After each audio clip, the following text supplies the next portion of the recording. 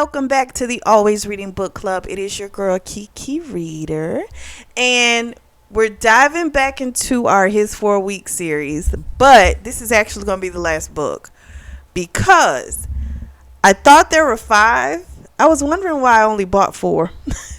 The 5th book is like another story, so it's not a continuation of this.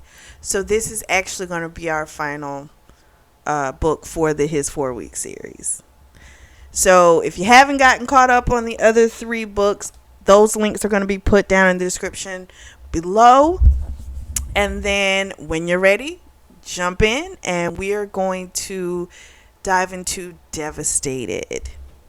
So Devastated starts off with Kamani trying to reach Ben to no avail. So she started working at the Tribune. She wants to do a story on Ben's uncle Gordon. And Sam doesn't think that she can really do the piece and be unbiased. So he's like, I'll think about it, and I'll get back to you. So she thinks a lot about Ben, of course, over these past couple of weeks that have gone by. And she's clearly falling for the dude. So she goes to get her hair done. She goes to get the braids removed because they remind her of Ben too much. So Keisha, she knows that Kamani is still hung up on the guy. She calls him the Asian man because she didn't know his name. So Kamani went on 2 dates with the guy Marcus that they had set her up from on the end of the book when they were like, we'll set you up with the dude named Marcus. So she did 2 dates with him. He was nice, but he just didn't do it for her. And so they were like, hey, if you don't like him, it's understandable. You don't mesh with everybody. It's cool. So she leaves from there and she goes to the office to talk to Sam about the article. And she was kind of mad at him about the article that he released, which caused the whole investigation and, of course, the whole spiral of her, not having her Ben anymore. So she's like, you could have waited. You didn't have to jump the gun so fast. And he actually did agree with her. He was like, you're right, I could have waited. He was like, but because of the fact that the Tribune was like on the brink of closing, I wanted to try and get some type of a hard-hitting story. And so I thought that would do it, So she agrees. He actually, because of this little I think that guilt, I think that's why he agreed to do it. So he agrees to let Kamani do the piece on Gordon Lee, but she also has to do a deep dive into that must be my favorite word because I say deep dive a lot. But she has to do a deep dive into all of the candidates. So it can't just be about Gordon. And so she agrees to that, So she's on her way home. She gets a text from Marissa. Marissa's like, I'm going to go to the BDSM club, the Lair. And I'm not going to be home until super late. So on her way home, she feels like someone's watching her, but she doesn't see anyone. And so when she goes inside to check her mail, she sees a letter that's addressed to her, but it doesn't have a return address on it. And it says in all caps, I know where you live, bitch. And I was like, oh, hell. So Ben is back in Tokyo. And Ben is about to fuck a woman named Yuki. And she's the complete opposite of Kamani. She's super small, waif, straight hair. She looks super young, even though she's 28 years old. So he has her tied up in shibari. And of course he fucks her. But he's thinking about Kamani the whole time. So after he's done, he goes downstairs because he's at a BDSM club in Tokyo. And he goes to have a drink with his sister, May. So May is a lesbian. So he doesn't really mind going to the club with her because it's he'll just see his sister with a girl. It doesn't really bother him. I guess if it was a guy, it would be a little too much, but that doesn't bother him.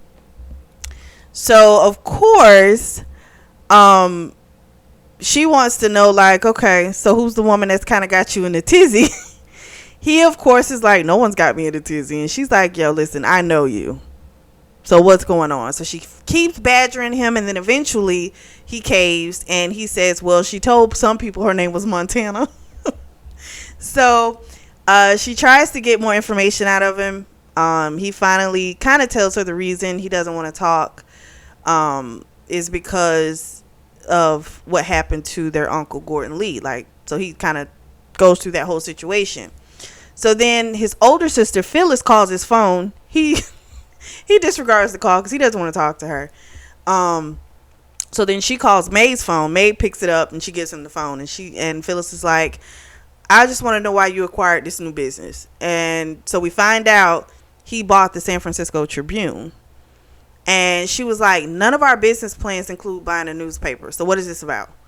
And he's like, I'm not planning to turn it around. He was like, I'm shutting them down. I was like, well, shit. So Kamani receives a phone call while she's talking to Sam from the DA's office. And they call to let her know Jake's only going to get a fine of like $1,000.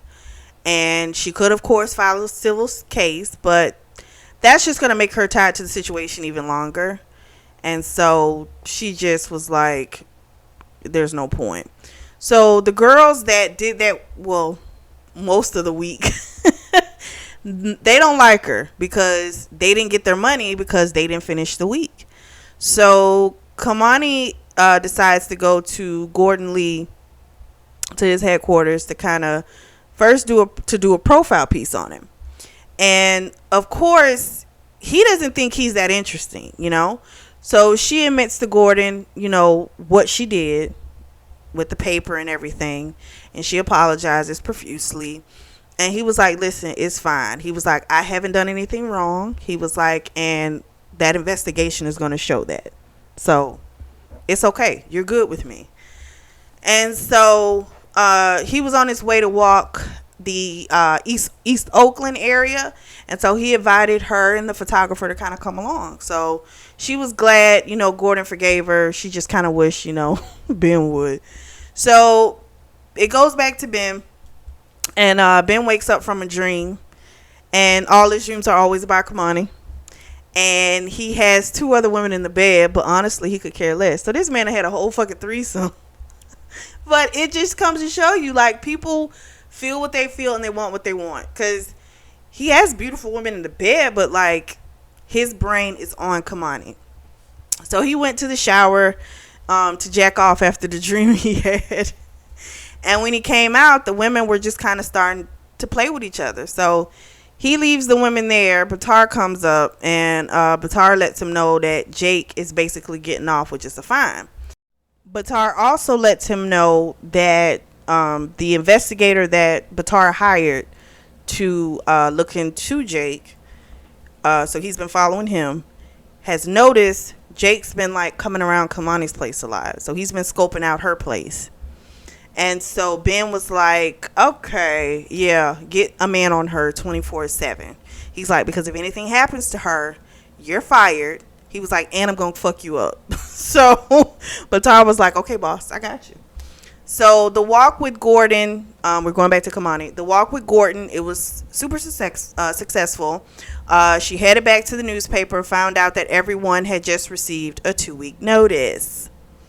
They would all receive a severance package for about 3 months and an extension on their health insurance. Sam had told her, you know, reach back out to the DA's office, find out if there's like an investigation, you know, where they are in the investigation with the Scarlet auction, because they had told them not to print anything in regards to it so that nothing would hinder their investigation.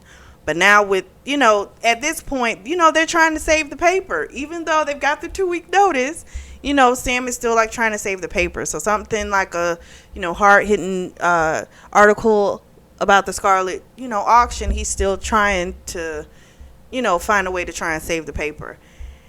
Kamani leaves. She goes home. And when she gets to her place, she noticed that the door is ajar. And that there's a whole ass man dressed in black, head to toe, in her place. And he has her laptop. And he made the statement, if it isn't the reporter. Then all of a sudden across the street, there's like a man having like a coughing fit. And so the intruder saw that guy and he just like took off. He just took off with Kamani's laptop. So she called the police and she called Marissa as well. So she went next door to her neighbor to wait for the police to come. So then when Marissa eventually shows up, she told the police that, everything that happened. And Marissa was like, listen, I'm going to the lair. And she invited Kamani to come. But she decided not to, because, of course, the BDSM club is only going to make her think of Ben. And she's trying not to think of that man. So Ben gets the update on what happened to Kamani, and he is pissed. Him and Batar are sparring, and he tells him that he's fired. Batar's like, listen, Mo kept her safe. He stayed at a safe distance so his cover wouldn't be blown. It wasn't Jake because they had a guy on him already, and he was at some random woman's house across town. So it wasn't Jake that broke into her place. And so Batar, he's also like, I have a guy that'll watch her during the day. This guy used to protect Flotus. So he's like, she's good, I promise you. So Ben wanted Batar to watch over Kamani, but Batar was like, listen, I'm a huge ass Mongolian, and I'm going to be spotted in no time. Plus, she knows me, so that's not going to work. So later that night, Ben gets a visit from his ex. Her name's Yumi. Yumi's a whole model, beautiful woman, but she's insecure and she's super jealous, and she would text him to death when they were together. And even though he wasn't cheating, he was just kind of sick of her. So he didn't even care enough to subside her fears about him cheating, because he wasn't even cheating on her, but she's just team too much, basically. And so she pops over and she claims that, Ben, of course, is like, well, how's the boyfriend? Because she apparently was going with this British movie star. So she was like, we broke up. And he's like, really? She's like, yeah, no, seriously, we really broke up. So Ben told her this is just going to be a fuck, nothing else. And she claims she understood and that she didn't want anything more. But I'm like, that's bullshit. No, that bitch want him. So, of course, he's thinking of Kamani the whole time he's fucking Yumi. And he was fucking her so hard, he had hear her when she was calling his name. So, later on, he talks to his sister, May. And she was telling him, oh, yeah, I meant to tell you I saw Yumi.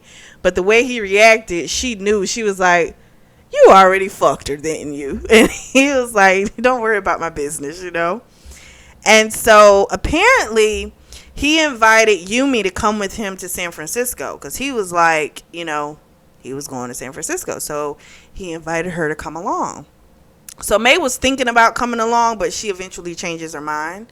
But she tells Ben, I know why you're bringing her. And she's basically a buffer from Kamani. Now, she doesn't know her name, but she knows, whoever the hell is in California, that you need a buffer. That's the only reason why you're bringing Yumi. Otherwise, you wouldn't dare bring her anywhere. And so he doesn't want to admit it, but yeah, that is the reason why. So when Ben gets back to San Francisco, he has to go to the DA office about the whole Scarlet auction, and he sees Claire, and he asks her how she is, and she, of course, is still sporting that large emerald ring that Jake had bought her. And she's like, yeah, me and Jake were seeing each other. And so she still thinks, Montana, that's the name she knows. She still thinks, oh, she just overreacted. And I'm just like, she's just so fucking stupid. I can't stand her. I really don't. And Ben knows that Jake he's only keeping the girl around because he has this case going on, Once this is over, he's going to throw her away. So Ben goes in, he, goes to the DA, answers the questions. They tried to bring it to his uncle, well, how do you think this would look to your uncle's campaign, And Ben's like, this has nothing to do with my uncle's campaign. I don't know why you're bringing it up. And if this is what you're going to do, this is done. So he left because he was over it. So once he left from over there,